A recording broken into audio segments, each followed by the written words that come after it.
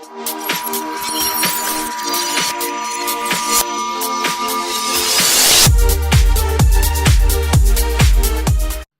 today we have a special guest speaker, Ryan Fox, with us. Welcome, Ryan. Hello there. So today we'll be talking about pricing levels and commission structure, which I know is something that salon owners do struggle with at times. It's difficult to know where to put your stylists at based on their experience. But Ryan is going to give us a little bit of information. So Ryan, obviously you see the struggle with salon owners on how they go on about... a daily basis, yes, yeah. yes. Lots of all the same questions. So basically, tell us. I mean, where would you start with a salon owner and advise them on where to put their, say, they've got 3 stylists. Yeah. One's been qualified for a year, one say a couple of years, and they've got one that's a very highly experienced. Where do you start in terms of pricing? What do you look at first? So the first thing I would look at there is their sort of price list, yeah. Okay. So what they've got in place at the minute. Yeah. So I do like a before and after thing when I do it as part of a service that I deliver. So the first thing I need to look at is what their price list is. Okay. So there's 2 elements to that. There's a price list that they advertise. Right. So that might be a printed list that they hand out, or something usually in their window, on the website, obviously.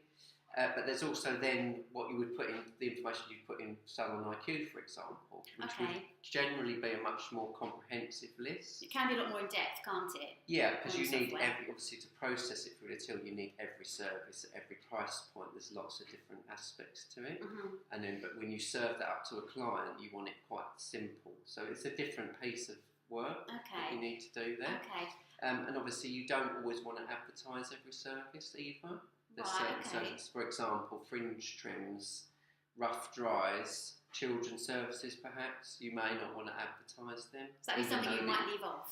Yeah, of the main advertised list, okay. But obviously you would need that within the system. Okay, and would you look at, say, local competition to set those initial prices, or not really? Yeah, I mean, it tends to be, that how did you make your services prices up? That's the question that I always ask. I'm sure a lot of people just cut them from the air and go, we'll go with that figure and we'll see how it goes. Yeah, and the usual answer I get back is, well, yeah, we just sort of looked at what other people were doing, and we just sort of set somewhere in between the top people and sort of came up with it. But I try to do it in a much more scientific way what you really need to do is look at a number of different elements. Right, okay. So yes, you need to look at your competition. You also need to look at the level of experience that your staff have. Yeah.